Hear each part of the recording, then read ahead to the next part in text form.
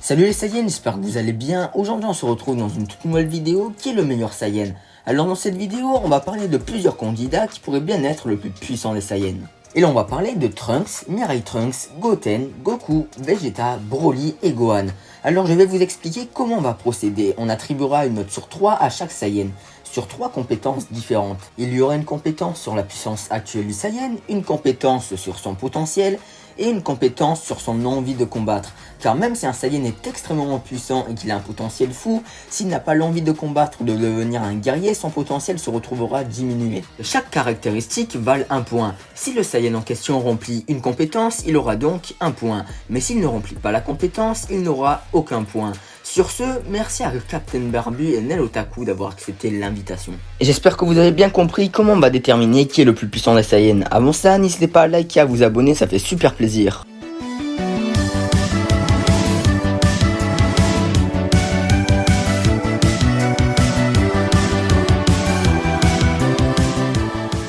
Bonjour à toutes et à tous et merci à Goto pour l'invitation. Premièrement, on va parler de la puissance de Trunks. Avec les informations que nous avons, Trunks n'est jamais allé au-delà du Super Saiyan dans Dragon Ball Z. Mais malgré tout, le Super Saiyan reste tout de même impressionnant. Mais les enjeux ont totalement changé dans Dragon Ball Super, maintenant qu'il y a le Super Saiyan God et le Super Saiyan Blue, et même certains Saiyans commencent à se battre avec de véritables pouvoirs divins. Donc maintenant, le Super Saiyan de Trunks n'est plus du tout impressionnant. De plus, ce qui fait un guerrier puissant dans Dragon Ball Super, c'est qu'il est au moins capable de vaincre n'importe quel antagoniste de DBZ. Et Trunks est seulement capable de battre Freezer, et encore, nous ne connaissons pas vraiment la puissance de son Super Saiyan. Bon, vu qu'il a tenu tête à C18 avec l'aide de Son Goten lors du 25e Tenkaichi Budokai, ce qui montre que son Super Saiyan reste très puissant, on peut donc partir du principe que Trunks est largement plus puissant que Freezer sur Namek et même que Mecha Freezer. Après, dans le film Dragon Ball Super, Super Hero, et dans le chapitre 88, Trunks a grandi et nous ne connaissons pas vraiment l'étendue de sa force. Et c'est bien dommage que la puissance de Trunks soit mise en valeur seulement par la fusion avec Goten en donnant vie à Gotenks. Donc sur la compétence puissance, je pense mettre 0 pour Trunks car comparé aux autres puissances en jeu, sa puissance est à des années-lumière de celle des dieux. Puis maintenant, on va parler du potentiel de Trunks. Alors déjà, il a maîtrisé le Super Saiyan à l'âge de 8 ans,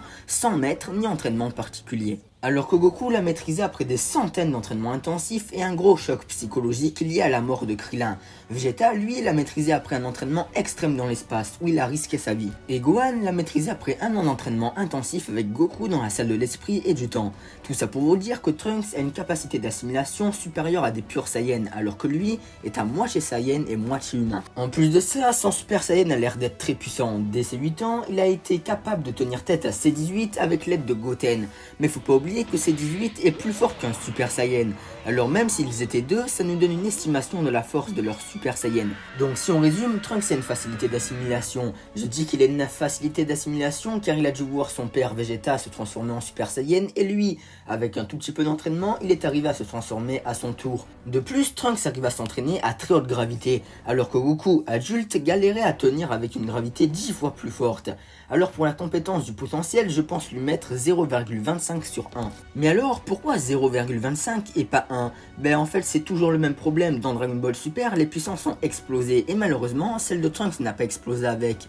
C'est pour ça que je ne peux pas lui mettre un point entier pour la compétence alors que d'autres Saiyans se combattent avec des pouvoirs de dieu, alors que lui supporte seulement la puissance d'un Super Saiyan. Pour terminer, est-ce que Trunks a l'envie d'être un combattant ? Alors Trunks a l'air de vouloir être puissant mais plutôt pour sa petite rivalité avec Goten.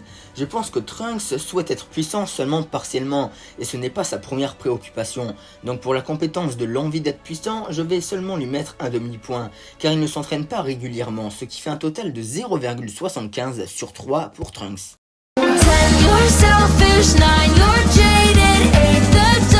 Salut tout le monde, merci beaucoup à Goto pour l'invitation.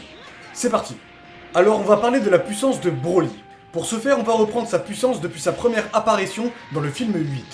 Dans ce film, il ne fait aucun doute que Broly est beaucoup plus fort que le niveau d'un SSJ1 ordinaire. Il a explosé toute la Z-Team. Puis dans le film 10, il a combattu un Gohan SSJ2 qui n'a jamais cessé de s'entraîner. Mais pourtant, Broly l'a dominé tout le combat. Maintenant, passons au Broly de DBS. Alors là, sa force n'est plus du tout la même que celle de DBZ. Il a une puissance tellement monstrueuse qu'il a poussé Goku et Vegeta SSJ Blue à fuir le combat. Et il a démonté Golden Freezer. Donc on est déjà sûr que Broly est largement plus fort que le niveau du SSJ Blue. Mais sa puissance a atteint un niveau tellement extraordinaire que Goku et Vegeta ont dû fusionner. Et même un Gogeta SSJ1 n'arrive pas à en venir à bout de Broly, le poussant à se transformer en Super Saiyajin Blue. A ce moment-là, il ne fait plus aucun doute que Gogeta est le plus puissant. Mais vous imaginez que Broly a forcé Vegeta à se fusionner, alors que pour lui, c'est une véritable humiliation. Du coup, pour la compétence puissance, je pense mettre un 1 sur 1 pour Broly, car il ne fait aucun doute que sa force se rapproche de la puissance des dieux de la destruction. Voici pourquoi j'attribue la note de 1 sur 1 pour Broly. Depuis Dragon Ball Z, il ne fait aucun doute que le potentiel de Broly est lié à sa colère et à son manque de contrôle sur lui-même. Déjà, quand Broly n'est pas dans un état de colère, il est extrêmement puissant, mais quand il est dans un état de colère, non seulement sa force explose, mais en plus de ça, elle ne va faire qu'augmenter au fur et à mesure du combat. Mais le Broly de Dragon Ball Super semble avoir un potentiel encore plus grand. Il est passé d'un niveau inférieur à un Vegeta forme de base à un niveau Gogeta Super Saiyan. Donc pour la compétence du potentiel, je pense que vous êtes d'accord avec moi pour attribuer la note de 1 sur 1 pour Broly. Maintenant, est-ce que Broly veut vraiment devenir un combattant? Alors la question est assez complexe, mais comme vous le savez, Goku entraîne actuellement Broly afin qu'il puisse contrôler toute sa puissance. Mais je pense que si Broly y parvient, il passerait beaucoup moins de temps à s'entraîner pour profiter enfin de la vie. Car je vous rappelle que dans Dragon Ball Super, il a vécu une enfance terrible sur la planète Vampa. Donc il serait très logique qu'une fois que Broly a des amis et qu'il arrive enfin à contrôler ses émotions, il préfère vivre une vie tranquille pour enfin profiter de tout ce temps perdu. Du coup, pour la compétence de l'envie d'être un combattant, je lui mets 0,75 sur 1. Car je ne peux pas vous garantir qu'il arrêtera ses entraînements une fois que sa puissance sera maîtrisée. Ce qui fait un total de 2,75 sur 3 pour Broly.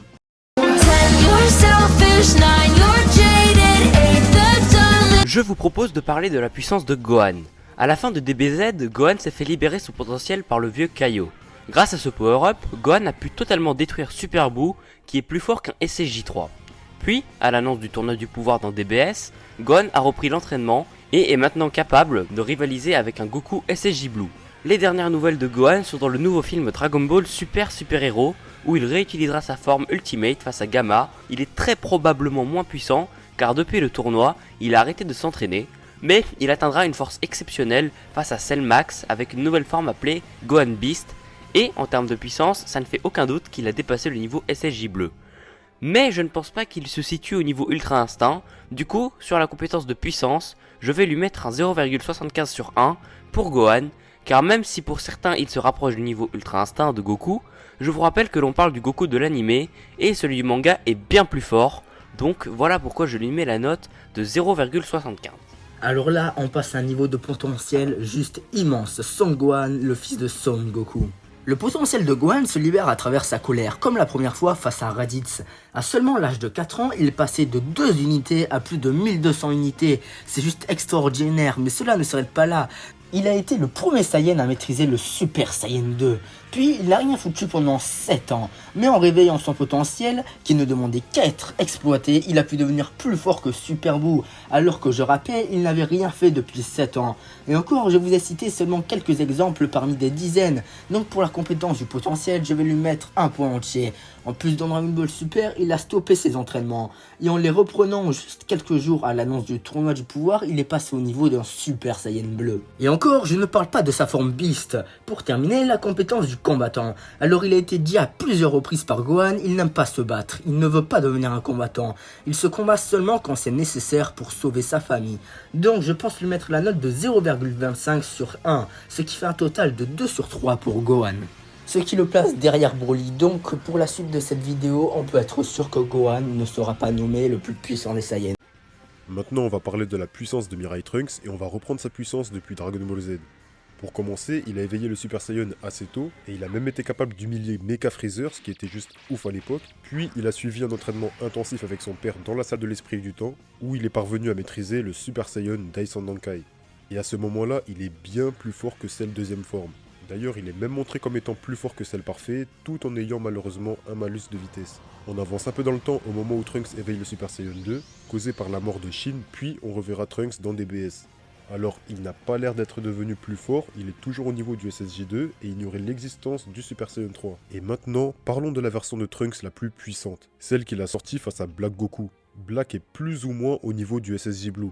Et Trunks avec sa nouvelle forme arrive à rivaliser avec Black, donc on peut estimer la force de Trunks entre le SSJ God et le SSJ Blue. Je parlerai pas de Trunks avec l'énergie des terriens car c'est pas sa puissance à lui, donc pour la compétence puissance, je pense mettre 0,75 sur 1 pour la puissance de Trunks. Je ne mets pas 1 sur 1, tout simplement parce que Trunks est niveau SSJ Blue alors que d'autres Saiyans ont une puissance capable de rivaliser avec les entre guillemets dieux. Donc voilà pourquoi je mets la note de 0,75 sur 1 pour Mirai Trunks. Parlons de son potentiel déjà, il a maîtrisé le Super Saiyajin très tôt comparé à Goku, Vegeta ou même Gohan.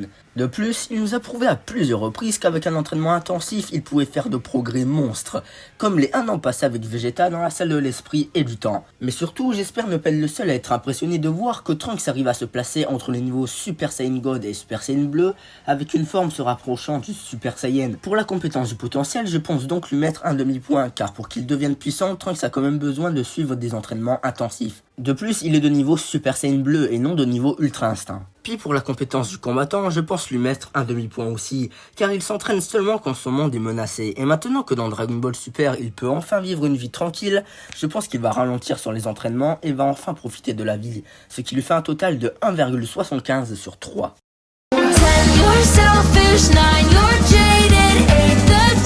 Passons à la puissance de Vegeta. Alors, Vegeta n'a jamais cessé de nous surprendre. Malgré l'entraînement intensif que Goku a suivi aux côtés de Maître Kaio, Vegeta a su garder l'avantage pendant tout leur combat. Et sur la planète Namek, n'en parlons même pas. Sa force a juste explosé à tel point qu'il a pu tenir tête à la dernière forme de Freezer. Même si Freezer s'amusait, ça reste incroyable. Puis dans la timeline principale, il a été le deuxième Saiyan à se transformer en SSJ. Alors que le SSJ est censé apparaître tous les 1000 ans, grâce à sa détermination, Vegeta a pu briser les limites de cette légende.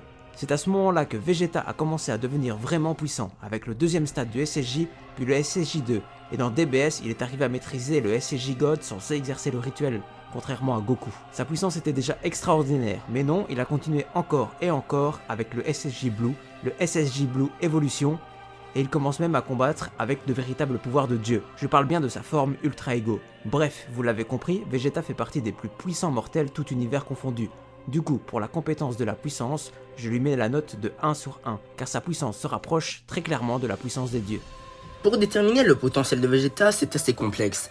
Il y a les gens qui lui mettraient 0 point en disant que si Vegeta est aussi fort, c'est juste parce que depuis sa naissance, il était promis à être un très grand guerrier, grâce à son sang Saiyan.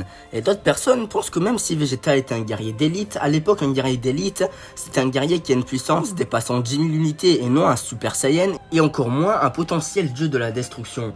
Donc pour trancher, je vais lui attribuer la note de 0,5 sur 1. Maintenant, passons à la compétence de l'envie de combattre. Alors là, je pense qu'il n'y a aucun débat. Pour Vegeta, se battre, c'est sa raison de vivre. Donc pour la compétence du combattant, je lui accorde la note de 1 sur 1. Ce qui fait un total de 2,50 sur 3. Alors maintenant, on peut être sûr que Vegeta ne sera pas élu le plus puissant des Saiyans, car il y a Broly devant lui avec un résultat de 2,75. Pour Goten, c'est la même chose que pour Trunks, même si je trouve qu'il a un potentiel supérieur à celui de Trunks, on ne peut pas lui attribuer la même note que Vegeta, qui lui maîtrise l'Ultra Ego, alors que Goten maîtrise seulement le Super Saiyan. Donc pour Goten, je lui mets la note de 0,75 sur 3. Alors pour la puissance de Goku, c'est quasiment pareil de ce qu'on a dit pour Vegeta. Goku était un enfant complètement déconnecté du monde, mais malgré ce changement de vie qui lui a coûté plein de nouveautés, il n'a jamais été perturbé, et il fait maintenant partie des mortels les plus puissants tout univers confondu. Voilà pourquoi je lui mets la note de 1 sur 1 pour la compétence de la puissance. Pour son envie de combattre, c'est la même chose. Goku est en permanence en train de repousser ses limites. Il ne vit quasiment que pour le combat, enfin surtout dans Dragon Ball Super. Voilà pourquoi je lui mets aussi la note de 1 sur 1. Bonjour. Ah, je vois que Goto m'a entraîné dans ses calculs. Alors allons-y. La plus grosse différence entre Goku et Vegeta est sans aucun doute le potentiel. En effet, le potentiel de Goku est supérieur à celui de Vegeta. Il l'avouera lui-même durant leur deuxième combat. Les raisons qui peuvent expliquer cette différence de potentiel sont les suivantes. Premièrement, Vegeta est né en tant que guerrier d'élite, c'est-à-dire la classe la plus haute chez les Saiyans. Contrairement à lui, Goku est un Saiyan de bas étage. Je dirais même tout en bas de l'échelle. De plus, dans le film Dragon Ball Super Broly, ses parents ont très clairement dit qu'il avait une lente croissance. Dans le TV spécial de Bardock et dans le film 8 de Dragon Ball Z, on voit également sa puissance qui n'est que de 2 unités. Après être arrivé sur Terre, Goku reçoit un violent choc à la tête, le rendant très doux et lui enlevant son agressivité Saiyan, rendant possiblement sa progression plus lente, malgré le fait qu'il ait eu des maîtres dans son enfance. Il a également subi un immense changement culturel, en passant d'un enfant isolé dans la montagne à un guerrier surpuissant qui a été capable à lui tout seul de détruire l'armée du Ruban Rouge. Tout ça pour dire que malgré que Goku soit né en étant un guerrier de rang inférieur, il a su évoluer et se hisser au niveau des plus grands guerriers de l'univers. Bien que Vegeta ait promis un plus grand avenir que Goku, il restera l'éternel second. Tout ça possiblement à cause d'une absence de maître. Car comme il le dit dans le manga Dragon Ball Super, chapitre 40, page 9, je ne suis pas quelqu'un à qui on enseigne des choses. Je n'ai pas de maître, je ne me souviens pas avoir été initié au combat par mon père, le roi Vegeta. Et c'est normal, je suis un génie de naissance, je me suis toujours entraîné seul. Mes progrès, je les ai acquis à la sueur de mon front. Et il faut le dire, il a un sacré front. Pour finir, Vegeta attaquait des planètes, mais passait également beaucoup de temps dans son spot spatial. Il lui a quand même fallu 1 an pour arriver sur Terre, là où Goku s'entraînait avec le Kaio du Nord. J'accorderai donc la note de 0,75 sur 1 sur la compétence du potentiel, ce qui fait un total de 2,75 sur 3. D'après ce que je vois, Goku est donc à égalité avec Broly, du moins pour l'instant. Pour conclure, Goten et Trunks sont à 0,75 sur 3. Juste devant eux, il y a Mirai Trunks avec un résultat de 1,75 sur 3. Il y a devant eux Mirai Trunks avec un résultat de 1,75 sur 3. Devant Mirai Trunks, il y a Gohan avec un résultat de 2 sur 3. Puis il y a Vegeta avec un résultat de 2,50 sur 3. Puis nous passons à nos deux Saiyans qui se partagent la première position, Broly et Goku, qui ont tous deux un score de 2,75 sur 3.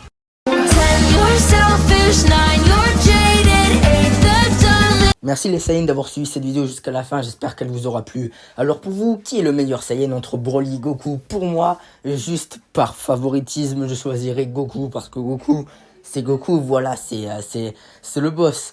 Et surtout un grand merci aux chaînes Captain Barbu, Baimon, Adrinu, Noblack, Nalotaku et Debaki Manga de nous avoir accompagnés tout le long de cette vidéo. Merci au très charismatique Goto pour m'avoir invité sur sa chaîne. Si la vidéo vous a plu et y a intérêt, likez, partagez et commentez. Ça aide beaucoup pour le référencement. Et bien sûr, n'oubliez pas de vous abonner. Sur ce, moi j'y vais, hein. Salut!